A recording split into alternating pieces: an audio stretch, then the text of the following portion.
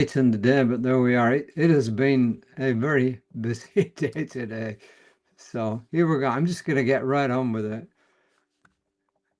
And the quote for today is from Meister Eckhart, who says, "If the only prayer that you ever said in your life was thank you, it will be enough." How about that? Emerson's essays, he's a bit obtuse, but it will become clear as we go along. It's on page 79. "What will you have?" quoth God, "pay for it and take it. Nothing ventured, nothing have." Remember, nothing ventured, nothing gained, nothing ventured, nothing have. And Ernest Holmes says it a little bit differently. He says, there is a lot of unfoldment in us which says we can advance only by going from where we are to the place we would like to be. Now, it seems kind of obvious, right? You are where you are, both physically and mentally and spiritually, and you can only go to the next step from where you are. So you are not somewhere that you're not. So do quantum leaps happen? Yes, but it's got to start from where you are right now. And then Reverend Margaret says, there is no containing growth, especially spiritual growth. When all is said and done, no matter how we may turn away from what presents itself before us, we cannot unknow what we know. What can become difficult is when a larger vision of truth presents itself.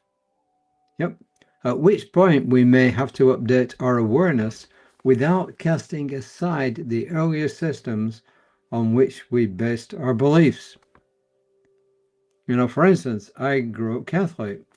There's a lot of good stuff in the Catholic religion, Catholic faith, I guess.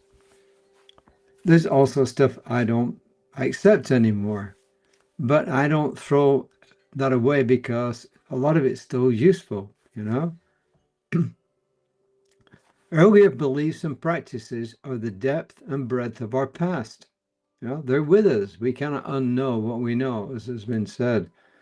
They give thickness to us. They give insights into how we became who we are.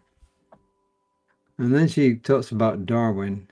We may look at the theory of evolution differently than when Darwin first proposed it, but it got us started looking at our physical beginnings from a more scientific viewpoint, and we have taken a whole different mindset on our earliest origins. Now, I know some people take the Bible literally, and they literally believe that God made Adam from the clay of the earth and then breathed life or spirit into him, and then he made Eve out of Adam. But if you look at it from a broader perspective, the fact that evolution, we now believe, is the answer, does not detract from the fact that God made Adam, or God made humans. It just puts it in a different way, in a different context. And she says it's never wise to throw the baby out with the bathwater, as has been said. In other words, I still believe there's a higher power brought everything into existence, and ultimately through the universe's evolution brought you and me into existence. Most journeys of discovery are a progression of insights and experiments that continue to grow along with us. New words, new languages may take us farther afield than we have ever been, but the original pearl of wisdom should never be overlooked, lest we lose perspective on where we are now based and on where we came from. Past and present, we may make our ways into the future. We should love every minute of it and denigrate nothing. So the real answer is, don't throw your past learnings out because they may have been superseded by something that is theoretically more advanced or different, Yep, I'd learned a lot. When I started learning about the mystics, and I learned that the Catholic mystics and there were mystics of other faiths around, and they all spoke the same language, that's when my view of the world started to change. And people like Master Eckhart and Julian of Norwich and Teresa of Avila and others didn't abandon the Catholic faith, but they taught things in a different way, sometimes to the annoyance of the Vatican, but they taught them in different ways, and their messages have come through to this day. So it's late. It's almost 9:30. I've had a long day, and I've got more to do tomorrow, like probably most of you. So here we are, affirmation. She's always saying, the divine good fulfills me, always has, always will, and I access it every day. Now, for today, she says, new insights come to me from every direction.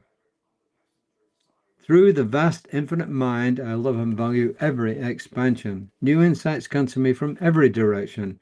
Through the vast infinite mind, I love and value every expression.